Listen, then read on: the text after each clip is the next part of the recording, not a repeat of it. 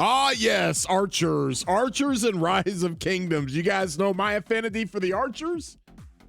But we're going to talk today, and we're going to give them the focus and the attention they deserve. We are in a finicky place. We're in a real precarious place with archers. And even though they have probably the most powerful commander in the game, in Chen Shu Huang, they also are in a weird spot because there's not really a good 2 Archer March lineup that's super meta right now. And with what's going on with the Garrison, we got to figure out how they're going to do this thing and how they're going to roll out new commanders, what they're going to focus on. So this is the video that's going to talk about the future of archers and what we're going to do with them and what we might see from them. So stick around while we get you all set up to play with archers in Rise of Kingdoms.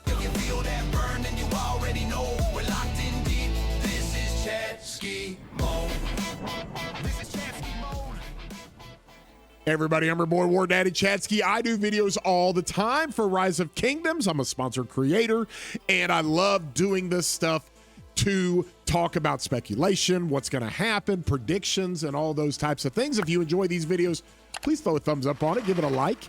And if you are not subscribed, consider doing so. Does not cost you a thing. And you can hit that bell if you want to get alerts for any content that I put out like this. And so we're talking archers here. And anybody that knows me knows that I don't have a massive, huge affinity for archers, right? They don't fit my play style. Everybody in this game plays differently. Everybody in this game in the field plays a different style, and archers are typically not fit for what I do. I am a ground and pound, tip of the spear, vanguard at the front of the ball, and archers have been more for kind of a risk reward in the situation that they've always done massive damage, but you just got to be careful with them because you don't want to get them overrun. Well, whenever Chen Shu Huang came in the game, he is my type of archer, and let me explain. He is a very, very tanky commander. Super tanky. He loves to slug it out. He consumes rage, which is a new type of mechanic when it comes to active skills in Rise of Kingdoms. But we know this. He's got march speed. All right. He's got a lot of defense. He got a lot of stats. His force skill is probably one of the more tanky skills in the game. And it's whenever you take direct damage, which is skill damage, smite damage, or combo damage with a 300 damage factor, it's gonna consume 40 rage, right? And it's gonna reduce the damage by 40%. And it could trigger up to 6 times in a second. What?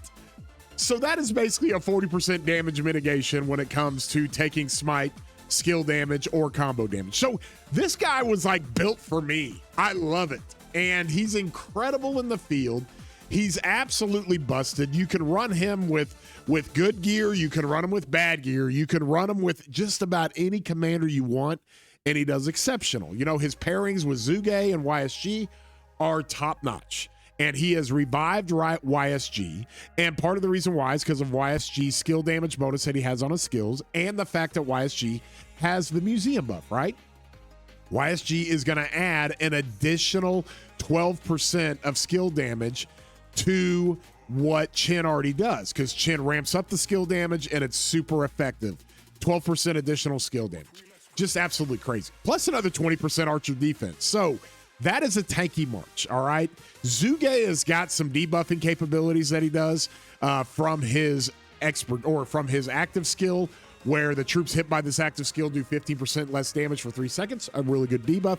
He's much more rounded, and he's faster because he's got some march speed when it comes to this as well. So from there, when we look at this, we like to kind of figure out exactly how we're going to run archers. Well, the problem now that we run into is that when it comes to the Garrison, all right, they have basically utilized archers and they've turned them into like the test guinea pig, because they did something a little bit crazy with archers, and let me kind of help explain.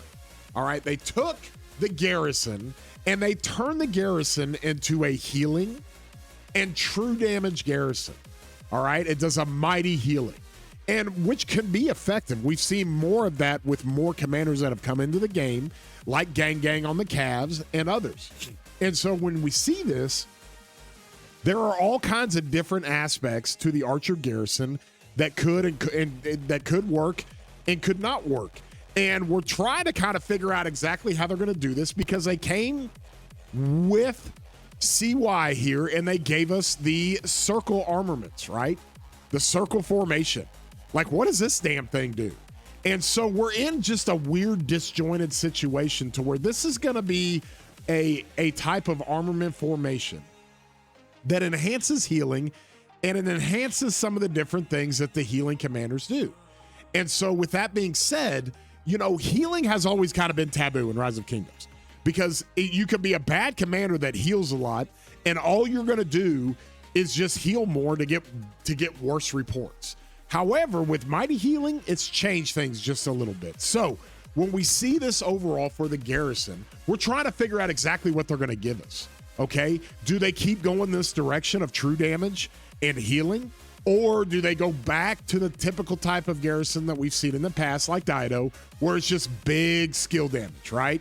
And Dido's so old, this isn't even big skill damage anymore. Like, it's not even that good. And so what are they doing in the Garrison that's going to really help us? It appears for the rallies, they're sticking with high skill damage, super high skill damage. They gave us Shapur in the game, and he is wrecking it pretty good as a good pairing with Ashe, and you can put him with other different archer commanders. So I think they've stuck with skill damage, and they've signaled that on the rallies, you're going to stay with skill damage. And with the Garrison, we just don't know. And that's what's next. That's what we're going to get next. And so if you ask me, I would have to bet that they're going to continue this true damage mechanic that they put in the game, because if they're going to go back to skill damage, it's completely disjointed with CY. You might as well like just throw CY out. Okay, so the true healing and maybe some shielding, I don't know, some shielding and healing and true damage, if that's the direction they're going to go, that's what we don't know. And that's what the Garrison has done for archers when it comes to CY. Now, you can do some interesting things with him. You can put him in artifact KVKs, pair him with Gorgo. You can pair him with other commanders and do different things like that. But overall, he's probably the most disjointed Garrison in the game. He doesn't really fit with anything. And so you try to run CY with Hera and mixed in a Garrison, it's going to get absolutely pummeled. Just wrecked, okay? And so archers need a big boost when it comes to Garrison. And what people predict as far as what kind of Garrison commander they're going to give us, we don't know. We have no idea. And so from there, are they still going to make true damage a thing? Well, they did something with Sun Tzu that really was interesting, okay? Because they made true damage like a real thing. And they just made it based off of the smite damage that he does to the target. It's really interesting. It's a fixed true damage. And that is one way to do true damage. It's actually really effective. It's not just a true damage factor, because anytime that they put a true damage factor into the game, and let me kind of show you here, like Shajar, right? Like you come over here to a second skill. If this can, for the next 10 seconds, whenever this commander heals a target, all right, they also deal 80% affected by the troop's attack. They do 80% of the heal strength as true damage, okay? Well, that's not that much. In fact, it sucks, okay? The weird part about Shajar is that she's two commanders in one. She's a skill damage commander that's big single target damage commander if she's a primary. And if she's a secondary, she's a healing commander. And when you base the healing off of like you base the true damage off of the healing, okay? It's not that good. It's just not that much. The red numbers just aren't there. And so when it came to our boy Sun Tzu, they completely changed that. And they based his fixed true damage off the smite damage you do, off the end result of the smite damage that you do. Now we're cooking. Now all of a sudden, if we're in a situation to where we're doing true damage for archers based off like the skill damage, if Shajar is primary, then we can cook, man. Holy geez, we can cook. And so from there, I don't know exactly what they're going to want to do with this when it comes to true damage and skill damage for archers. I do know that in the field, let's talk about that. We have basically one archer march that's busted. It's Chen with whoever you want to pick. All right, outside of that, people are running Zuge. People are running Zuge with Herman still, trying to figure that thing out. People are running Zuge with Philip just to get Philip on the field. And Philip is really good with archers, you know. That's one way that they're running 2 archer marches. But overall, archers are in a bad way trying to get 2 marches on the field. So when they bring out another commander, what are they going to bring out? What are we going to look at here? And I have attested that my prediction is that they're going to bring a commander because Lilith wants you to run 2 archers. They want people that are running 4, 5, 6, 7 marches to run 2 archer marches. Okay, because right now, so many people are just running 1, and they're not even jacking with the second one because they've fallen off so much, right? Like, nobody gets excited, all right? Nobody gets all fired up to run a Zuge Phillip in the field, all right? Nobody gets all fired up to run a Zuge Herman in the field, okay? And so from there, if they give us a commander like Chen, that's maybe a rage consumption commander or a commander that has a rage reduction and you have to run a primary. Every commander has a rage requirement for their active skill. So if they don't stick to the consumed rage side of things, maybe they give us a commander that's got like an 850 or 900 rage requirement that you got to basically run primary. Like the notion that they force people to run commander's primary is not new. Like, you take a look at Chen, he has got a rage requirement that drops down, okay, 150 less rage to use active skill, plus they basically nerf him as a secondary commander. So they've done this many times before in the past. They did the same thing with Guan. Like, this is nothing new. So with the next Archer commanders release, all right, we want to look at whether or not they're going to give us a commander just to pair with Chen, because here's what's going to happen. If they give us another busted good commander, like really broken commander, that's even in the Chen realm, he doesn't have to be as good as Chen, but really, really good, then most players are just going to bench their Zuge or YSG and they're going to run that commander with Chen. Because there's really no other second March combination. Or they give us a commander that's really close to Chen in power, and they've got some sort of crazy rage requirement reduction, or they do more damage. They just force them to be a primary commander. And if that happens, which I think is more likely to happen, they're going to make it for the 2 Archer March setup, to where you run Chen with YSG, and then you can use a new guy with Zuge. Okay, because Zuge still to this day is pretty powerful. All right, now he's fallen off, and he's definitely not in the S-tier class of commanders anymore. He's not a must-max commander. He's a commander you can kind of use in the dailies, but if you have YSG, you don't even jack with it, right? Because if you don't have Chen max, or if you don't have Zuge max right now, you're not running 2 Archer Marches. You're still just running 1. And if you're running 1, you can easily just go run YSG, okay? And so from that standpoint, Zuge is still relevant. He's still got a really good kit. And so what kind of commanders do we see coming up for archers? I think we're going to get a big-time skill damage commander. I think we're going to have some kind of finicky mechanic when it comes to his rage. Either they're going to stick to the rage consumption model of Chen, or they're going to give us like a lower rage requirement for Archer Marches with a bunch of rage engine type stuff. And if they do that, then it's going to make it to where people want to run 2 Archer Marches again. Because right now, you just run 1 and you're good. Like, archers suck right now, y'all. Like, that's just the way it is. You don't have 2 bona fide great Archer Marches. For cavalry, we're cooking with Arthur. We're cooking with Achilles. We're cooking with Gang Gang. All right? If you throw Hector in there, you're running 2 Delta Marches. Some people are still running Huo with Arthur and then Gang Gang with Achilles. Like, you have easily 2 Archer or 2 cavalry setups that are so much more potent. And don't even get me started on the infantry. Like, they've just decided that Chinese commanders are the greatest thing ever, and they've given us basically 3 must-max commanders for infantry. So infantry is the strongest when it comes to the field and running 2 marches. You can run 2 meta marches, because you can put Wallace behind Sun Tzu, and then you can keep BQ and Luce together.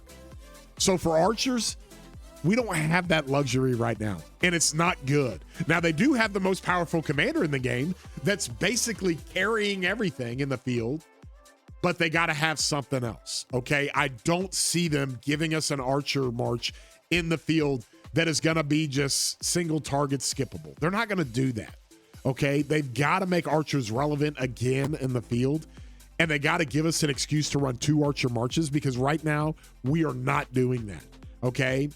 Like, I cringe when people come to me and I do my account reviews with my 300 members, or I do my account reviews, or I help people out in my Discord. By the way, you can join that Discord link. The link is down in the description. And people ask all the time, hey, here's what I'm running, Chadsky. Here's what I'm running.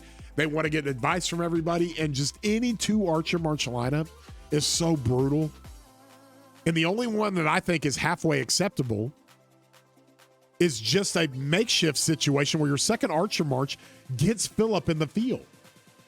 And then that is like kind of okay, I guess. And so from there, that's what we got to have. That's what we got to speculate. So honestly, for my predictions, just to sum it up so everybody understands, okay, when it comes to the actual archers in the Garrison, because the Garrison's up next, I think they're going to stick to a true damage healing situation.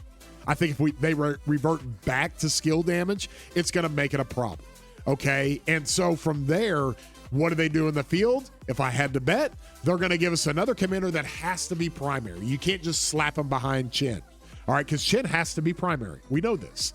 And if they do that, then they're going to give us some options to at least run 2 archers in the field. If they don't do that, and they make a commander that can be a secondary, then I'm just telling you guys, honestly, most people are just going to run them behind Chin and run 1 archer march, and that's it. And really, it's probably pretty simple for everybody if they do that. Now, the last part of this thing is the formation, right? They have told us that they're going to give us a new skill damage formation. We have talked about this at length. Now, here's the problem, and here's where they back themselves into a corner, okay? When it comes to the wedge formation, they basically made a commander in Chin that is so powerful, he overcomes the old formation of wedge. So if they make a new skill damage formation that is just off the charts really, really good, okay, it's going to help out other troop types. It's going to help out Huo and Ragnar and stuff, but it would make Chin like Thanos level Infinity Gauntlet good, all right? And they're not going to do that. They're not going to make a skill damage formation that's just going to make Chin even that much better than everything else in the game. So they have taught us, though, that they can release commanders with the wedge formation and they still be meta commanders, because Chin is meta, right? He's the most powerful commander in the game. And so from there, they've already given us that blueprint. Now, I don't think they're going to give us a new formation that's just going to magically make all the archer commanders just amazing, because it would completely nerf the rest of the troop types. So from there, that's what we've got to look forward to. I think they're probably going to give us a skill damage formation that's got different types of secondary bonuses, maybe rage situations where it's going to enhance rage, maybe other situations that are going to be more damage mitigation instead of like just more hammer down on the skill damage. I don't know. I don't know what those answers are, but the main things I think we're going to get predicted from archers, number 1, is that for the Garrison, I think they go away from skill damage. They stay away from it because they already have CY that's true damage and healing. Number 2, I think in the field, they're going to give us a commander that has to be primary, that you can't run with Chin, to force players to run 2 archer marches. That's what I think is going to happen. I want to get your opinions down in the comment. Let me know what you think. I love getting down there and talking to you guys about it. I love it when guys and gals interact with this content with likes and with comments and all that fun stuff. I encourage everybody to join my Discord. If you do like this video, give it a thumbs up. Help us out a little bit. We're trying to figure out the future of the archers, okay? Because I would love nothing more than to run more archer marches. Love Chin. He fits my play style. I wish we had another archer commander that I could run 2 archer marches, because guess what, guys? I've got 2 sets of archer gear that I'm not even using right now. So with that being said, again, consider subscribing. Doesn't cost you anything. And we hope you guys have a great day, broskies.